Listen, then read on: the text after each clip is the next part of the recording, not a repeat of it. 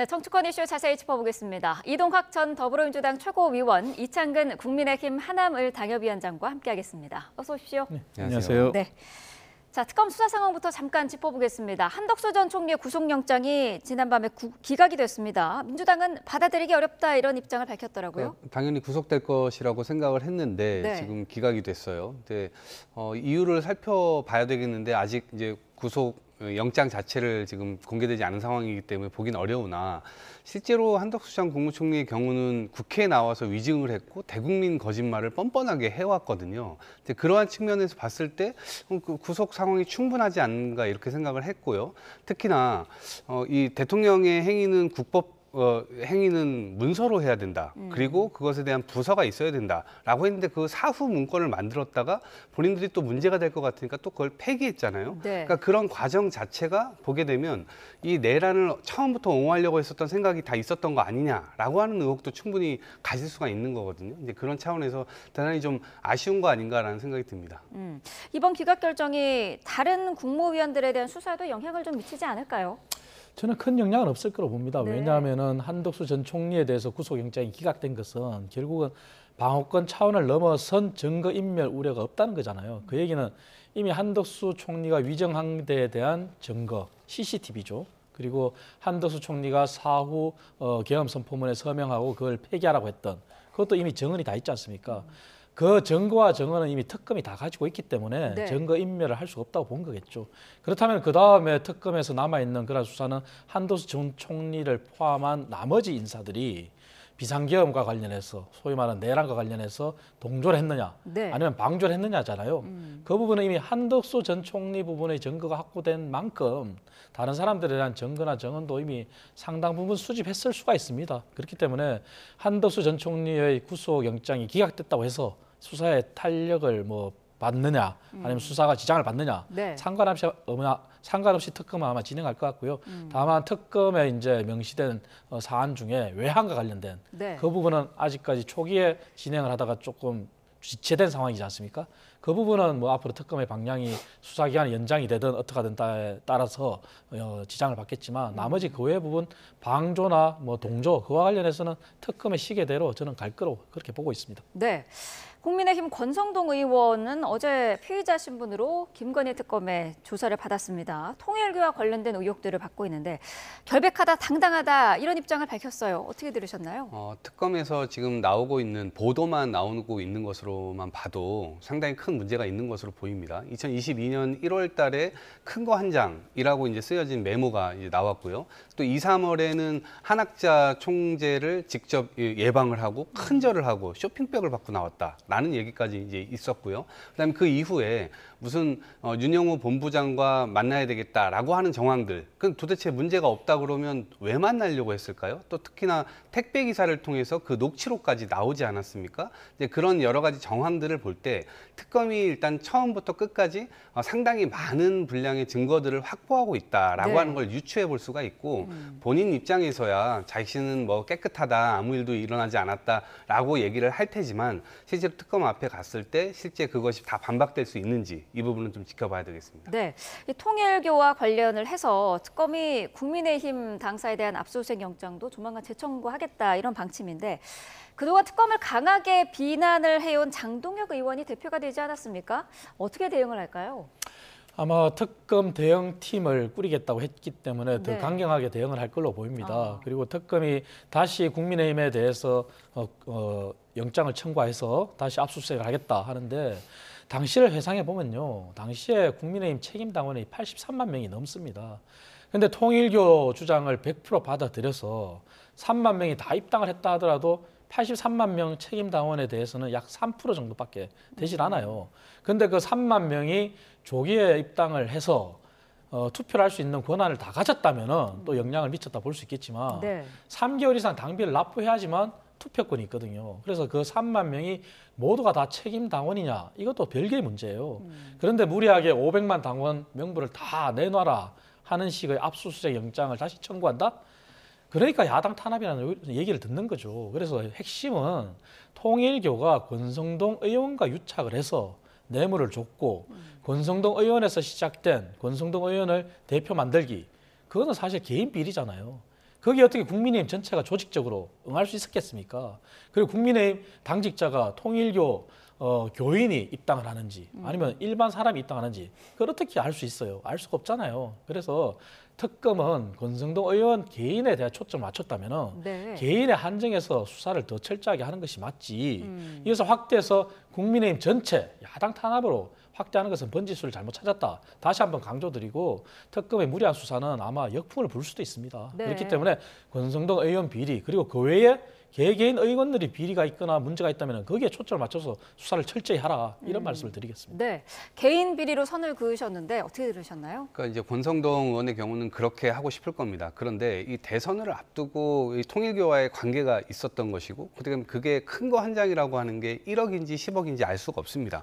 그리고 권성동 의원이 잡혀 들어가면서 수사를 받으러 가면서 무슨 얘기를 했냐면 당의 뿌리까지는 흔들 수 없을 것이다라는 얘기를 느닷없이 했단 말이에요. 네. 이게 당의 뿌리하고 무슨 상관이 있죠? 저는 이것이 대선 때 그러면 권성동 의원이 1억이든 10억이든 받아가지고 본인 개인의 어떤 이렇게 착복한 것이 아니라 당 사람들과 같이 쓴 것인가? 그러면 이것은 대선 비자금 사건으로도 커질 수가 있는 거거든요. 네. 그러니까 스스로가 일을 키우고 있는 것인지 실제로 그렇게 됐었던 것인지 또 그런 과정에서 통일교에게 어떤 특혜가 갔었는지 정책적으로든 어떤 예산적으로든 어떠한 특혜가 갔었는지에 대한 조사까지는 충분히 이루어져야 되는 부분이기 때문에 아마 개인으로서는 그렇게 이 방탄을 치겠지만 실제로는 그 부분까지도 특검이 다 들여다보고 있는 것으로 전 비춰보아서 어쨌든 그 결과를 좀 지켜보는 것이 좋지 않겠나 이렇게 생각합니다. 네. 장동혁 신임 대표는 지금 내부적으로도 여러 가지 숙제를 안고 있습니다. 어제 취임 첫날 메시지로는 화합 그리고 미래를 강조를 했는데 찬탄파와의 갈등을 더 확장시키지 않겠다라는 뜻으로 읽어도 되겠습니까? 그렇게 하는 것이 당연한 과제고 당연한 의무라 저는 생각합니다. 네. 하지만 이것이 일시적인지 계속 이렇게 스탠스를 취할지는 지켜봐야 되겠지만 장동혁 신임 대표의 말 중에 과거의 옷을 벗자 얘기했는데 그 과거는 결국은 윤석열 전 대통령과 김건희의 과거거든요. 윤석열 전 대통령과 김건희의 강을 넘을 때만 저희가 과거의 옷을 벗고 미래로 나아갈 수가 있어요. 그렇지 않으면 영원히 윤어게인 당이라는 그러한 어떤 모욕적인 언사를 계속 들을 수밖에 없어요. 그래서 그 과거가 뭔지를 직시하시고 그리고 그 과거의 옷을 윤석열 전 대통령과 김건희의 강을 넘을 때 그리고 과거를 반성할 때 정말 미래로 나아갈 수 있습니다. 그래서 저는 장동혁 신임 대표가 정치 입문 3년 정도밖에 되지 않았지만 신임 대표가 됐지 않습니까? 네. 그러면 이제 중진으로 올라선 거예요. 그래서 본인의 미래로 그렇고 본인이 정말 어려운 난파선이 국민의힘을 구했다는 그러한 역사적인 그런 책무를 다했다는 그런 평가를 받기 위해서는 정말 본인 말대로 과거의 옷을 벗어야 돼요. 그렇기 때문에 본인이 얘기한 그대로 정말 통합을 위해서 미래로 나아가기 위해서 모두를 안고 가는 그러한 일시적인 그러한 넥토릭이 아닌 지속적인 그러한 언행을 보여주기를 저는 바라고 있습니다. 네, 당을 분열로 몰고 가는 사람들에 대해서는 결단하겠다라고 하면서도 분당설에 대해서는 관심이 없다. 지금으로서는 관심이 없다라고 했어요. 어떻게 들으셨나요? 당연히 이제 분당할 의도나 이런 것들을 갖고 있기는 어렵겠죠. 왜냐하면 어쨌든 있는 거라도 다 모아가지고 대응을 좀 해야 되는 그런 상황 아니겠습니까? 안 그래도 지금 소수파예요. 근데 107명의 국회의원들이 있는 것인데 이것이 100석 이하로 떨어지게 되면 실제로 개헌 저지선이 그냥 무너진다. 이렇게 이제 보여지는 겁니다. 그러면 본인들의 의사를 관철하지도 못할 뿐만 아니라 국민의 지지를 계속해서 잃게 될 겁니다. 그러면 장동혁 지도부 역시도 금방 무너져 버리는 결과를 초래할 수 있거든요. 그런 차원에서 보면 살얼음판 걷는 그런 느낌이라고 이게 국민들께서 좀 보실 텐데 네. 저는 좀 느낌이 다른 게 첫 일성 자체가 뭔가 정치적 반대파를 향한 이 메시지를 냈단 말이에요. 그러니까 국민들의 민생을 더 챙기겠다. 그러면서 우리가 다시 국민들께 심판을 구하겠다. 이런 메시지가 아니고 이재명 대통령 끌어내리겠다. 그리고 당내에 있는 반대파들을 향해서 입장을 분명하게 정해라. 라고 얘기를 하면서 실제로는 이 분열이나 이런 것들을 약간 회책하는 그런 운동을 계속 하고 있어요. 그러니까 지켜보시는 분들은 이 부분이 계속 헷갈리실 텐데 네. 저는 일정 부분 임무분담을 또 한 것이 아닌가 싶어요. 본인은 약간 그런 식으로 언행을 하지만 또다시 통합하는 모양새도 취하지만 네. 일부 최고위원들의 경우는 분명하게 입장을 취해라. 마치 한동훈 대표를 직격하는 듯한 그러한 언행도 최고위원들이 일부 하고 있거든요. 네. 예, 그런 차원에서 보면 앞으로 이 시나리오가 어디로 진전이 될지 이미 구급파들로부터 장악당한 당이기 때문에 네. 어디로 튈지에 대해서 예측하는 것은 그리 어렵지 않다라고 봅니다. 네, 그러니까 헷갈릴 거라는 표현이 딱 맞는 게 지금 뭐 화합을 강조를 했습니다마는 조경태 의원에 대해서는 결단하라라고 하면서 사실상 탈당을 또 요구를 하지 않았습니까? 뭐 조경태 의원은 히틀러를 언급하기도 했는데요. 이 두 사람의 갈등은 어떻게 봐야 될까요? 아마 선거 기간 내내도 양측이 충돌했습니다. 네. 왜냐하면 조경태 의원은 조경태 의원대로 탄핵을 반대하는 그런 윤어게인을 외치는 사람들이 당을 떠나라. 본인이 당대표가 되면 척결하겠다 그랬고 장동혁 신임 대표도 당시 후보 시절에 본인이 탄핵에 찬성한 사람들에 대해서 엄정하게 척결하겠다 그랬어요. 하지만 이제는 선거가 끝났지 않습니까? 네. 선거가 끝나고 장동혁 신임 대표 얘기한 대로 과거의 옷을 벗고 미래로 나아가야 되잖아요. 그렇다면 이러한 설전은 이제 그만하는 게 맞습니다. 언제까지 계속 당내 선거를 치르겠습니까? 그리고 정부 여당이 실정을 하는 데 있어서 비판을 하고 그리고 우리가 과거를 반성하고 미래를 보여줄 때만이 기회가 있지 않습니까? 그래서 두 사람의 설전은 선거 기간의 설전을 이제 그치고 이제는 두 사람 다 당의 미래를 향해서 함께 고민하는 모습을 연출해 준다면은 당의 모든 당원들이 박수를 보내고 그런 우려를 불식시킬 수 있지 않겠습니까? 네. 그래서 정말 저는 과거의 옷을 벗고 미래로 나아가기 위해서 두 사람 다 모두 당의 중진이기 때문에 노력해달라 이런 말씀을 드리겠습니다. 네. 최고위에서는 이 당원 게시판 조사 얘기도 어제 나왔는데 일부에서는 또 반발이 있지 않겠습니까? 당연히 반발이 어제 일부 있었습니다. 일부 최고위원이 이제 한동훈 전 대표를 겨냥해서 당원 게시판 조사를 얘기를 했고 네. 그리고 바로 다음 최고위원이 거기에 대해서 반발하는 그러한 발언을 했어요. 그 얘기는 장동혁 신임 대표가 과거의 옷을 벗자 그랬잖아요. 근데 그 과거의 옷은 저는 윤석열 전 대통령과 김건희의 강이라고 얘기하지만 지금 일부 최고위원들은 그 과거의 옷을 한동훈 전 대표로 보고 있는 것 같아요. 네. 다시 한동훈 전 대표를 과거로 단정하고 그 과거의 옷을 한동훈 전 대표를 벗겠다? 그렇다면 친한계를 축출하자는 얘기죠. 그게 화합이 안 되는 거잖아요. 그래서 우리 당이 그리고 이번 최종 결선 투표에서 여론조사 결과를 보면은 국민들의 60%는 김문수 후보를 지지를 했어요. 그리고 40%는 장동혁 신임 대표를 지지를 했어요. 이것만 보더라도 우리가 벗어야 될 과거의 옷이 뭔지 명확하게 나옵니다. 그래서 더 이상 갈등을 만드는 그리고 그 과거가 친한계로 몰고 가는 한동훈 전 대표를 몰고 가는 그런 과거를 인지하지 마시고 정말 윤석열 전 대통령과 김건희의 강을 건너서 미래로 나아가는데 힘을 모아주기를 저는 바라고 있습니다. 네. 어제 우상호 정무수석이 장동혁 신임 대표를 예방을 하고요. 이 대통령이 영소회담을 제안했다라고 밝혔는데 단순한 만남은 무의미하다는 게 장 대표의 이제 대답이었거든요. 영소회담의 거절의 의미로 봐야 될까요? 어떻게 봐야 될까요? 뭐 아직까지는 구체적으로 그거를 확인하기는 좀 어려운 단계가 아닌가라는 생각이 들고 네. 대통령께서 어쨌든 떠나시면서 누가 당선될지 모르나 당선되신 분하고 조만간에 식사나 이런 것들을 하면서 방미 회담의 어떤 성과라든가 이런 것들도 직접 설명하고 싶다 네. 이런 이제 말씀을 하시고 가셨다고 하니까 저는 그 이후에 적절한 제스처가 또 다시 있을 것이라고 생각하고요. 다만 윤석열 정부 시절에 끊임없이 정부 여당도 마찬가지였고 당시 국민의힘이었죠. 그리고 대통령도 마찬가지였고 국회를 계속 보이콧했고요. 그다음에 계속 거부권 같은 것들을 했잖아요. 그러니까 전국 자체가 급냉될 수밖에 없었습니다. 근데 지금 입장이 완전 바뀌었단 말이에요. 본인들이 소수 야당으로 지금 전락되어 있고 국민의 지지도 그렇게 많지 않은 상황이에요. 그런데 윤석열 전 대통령이 했었던 그 과오가 거부권인데 본인들이 소수 야당이 돼서도 계속해서 거부 이런 국면으로 본인들 스스로가 전국을 이끌어갈 수 없다라는 현실적 판단을 한다면 그런 행동을 하기 어렵거든요. 오히려 저런 기회가 왔을 때 본인들이 관철하고자 했었던 내용 특히나 민생을 향해서 했었던 그런 내용들을 관철시켜내는 모습을 보인다면 본인들의 투쟁에도 일종의 힘이 좀 실릴 겁니다. 근데 그런 것들을 오히려 활용할 생각은 안 하고 만나지 않겠다, 거부하겠다. 이게 윤석열 전 대통령으로도 배운 것이 거부밖에 없다면 앞으로 개선을 기대하는 국민들의 어떤 이 목소리에는 부응하지 못하는 정당으로 그대로 전락하게 되는 것이죠. 네. 장 대표에게 취임 축하난만 보냈던 민주당 정청래 대표가 어제 페이스북에 글을 올렸더라고요. 여전히 대화할 생각이 없고 이 축하난도 의례상 보낸 거다라고 했거든요. 어떻게 보셨나요? 정청래 대표의 인격을 여전히 보여주는 거죠. 여전히 아직까지 품위와 품격이 없다 그런 말씀을 하고 싶고요. 정청래 대표는 지금 대통령 말씀도 거스르는 겁니다. 뭐냐면 대통령이 그랬지 않습니까? 국민의힘 당대표가 당원들에 의해서만 투표에 의해서 결정되는 게 아니라 국민도 투표를 한다.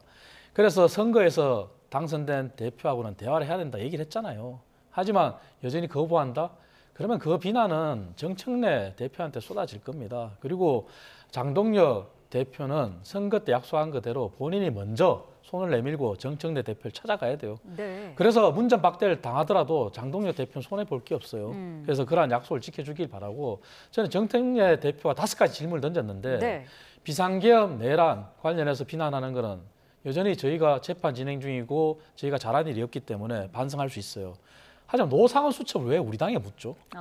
노상원 수첩은 우리 당이 전혀 알 수가 없었던 사안이고 우리도 보도를 통해서 수사를 통해서 드러난 거 아니겠습니까?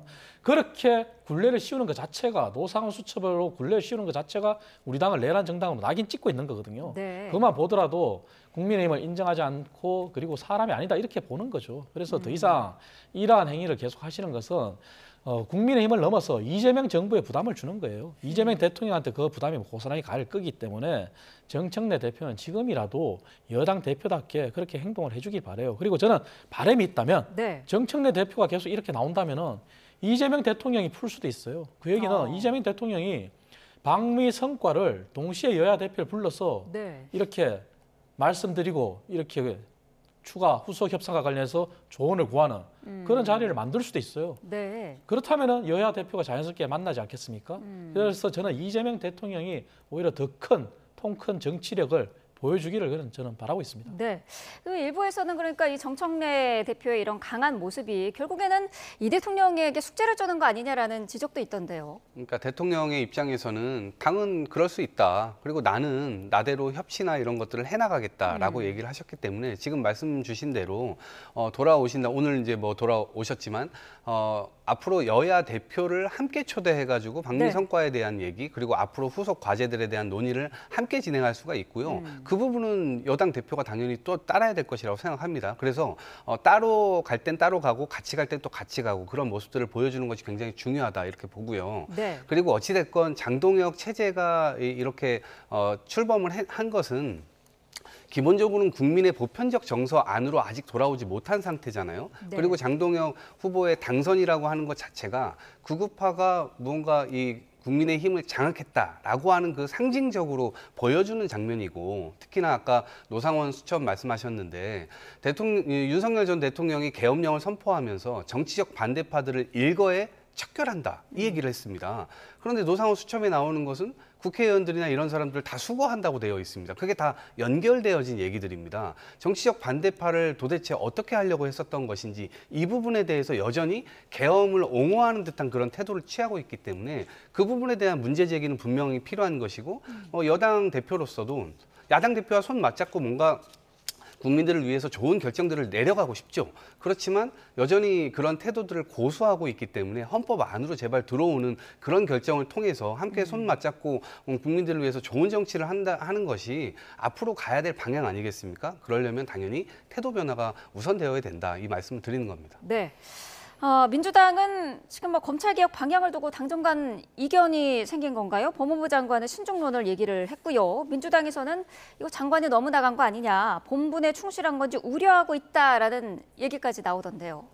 이제 당 입장에서는 약간 속도를 좀 강조하고 있는 것으로 보이고요. 네. 정부 입장에서는 정합성이라고 하는 게 매우 중요한 것으로 보입니다. 특히나 어쨌든 지난번에 당정 협의를 통해서 추석 전까지 저희가 이제 검찰청은 완전히 사라지는 정부조직법을 개정하겠다 네. 이 얘기까지 해놓고 그 이후에 후속 조치를 취해가겠다 이렇게 얘기를 했는데 특히나 이제 경찰이 1차 수사를 하고 그 이후에 검찰에게 보안 수사권을 줄 거냐 말 거냐 이제 이거에 대한 이견이 하나 있는 것이고 네. 그다음에 중대범죄수사청 이것을 행안부에 둘 것이냐 법무부에 둘 것이냐 이걸 가지고 좀 이견이 마찰이 있는 것 같습니다. 근데 이 정합성과 관련돼서는 사실은 정확한 답을 지금 단계에서 내리기가 어렵잖아요. 그렇기 때문에 나중에 법률 서비스를 받는 국민들의 입장에서 피해가 노정되면 안 되기 때문에 네. 그 부분을 좀 최소화하는 방향으로 이것이 잘 타결될 필요가 있다라고 하는 점에서 저는 법무부 장관의 저런 태도를 보이는 것도 일부 인정되는 측면들도 있고요. 당 입장에서는 어쨌든 대통령 선거를 치르는 과정에서 저희들이 그것들을 약속을 했고 그것들을 또 그동안 대통령 스스로가 검찰의 엄청난 피해를 또 받았던 당사자이기도 하고 그렇기 때문에 이런 에너지들이 모여 있는 거거든요. 그래서 이런 것들을 잘 풀어갈 필요가 있는데 좀 지혜가 필요한 순간이 아닌가 싶습니다. 네. 어쨌든 민주당은 일단은 추석 전에 정부조직법을 처리한다는 방침에는 변함이 없는 그런 상황인데 지금 어쨌든 이런 논의 과정이 좀 더 부족하다는 얘기는 그동안도 있어오지 않았습니까? 지금 네, 어떻게 보세요? 그렇습니다. 논의가 부족한 건 맞고요. 이재명 대통령도 그 말씀을 하셨잖아요. 당정대가 모여서 추석 전까지 하는 것은 이렇게 합의를 했다 하더라도 가장 중요한 것이 검찰 개혁이 국민적 동의, 국민적 합의, 그리고 이러한 국민적 동의와 합의를 구할 수 있는 절차가 있어야 된다고 강조했지 않습니까? 지금은 그런 것이 지금 없어요. 민주당 지도부에 의해서 민주당의 강경파에 의해서 일방적으로 진행되고 있는 거란 말이죠. 그렇다 보니 법무부 장관이 당연히 검찰의 어떤 개혁에 대해서는 동의를 하지만 그것이 수사 기소의 대원칙은 동의하지만 세부적인 사안에 대해서는 이견을 보이는 거죠. 네. 그래서 민주당이 지금은 제가 늘 말씀드린 대로 대통령실보다 그립이 더 세요. 그러다 보니 어떻게 정성호 장관도 의원 출신이에요. 한데 민주당 지도부를 등에 업고 민영배 의원이 너무 나간 거 아닌가 이런 말씀을 한단 말이에요. 네. 이것은 그립이 세다는 걸 보여주는 거죠.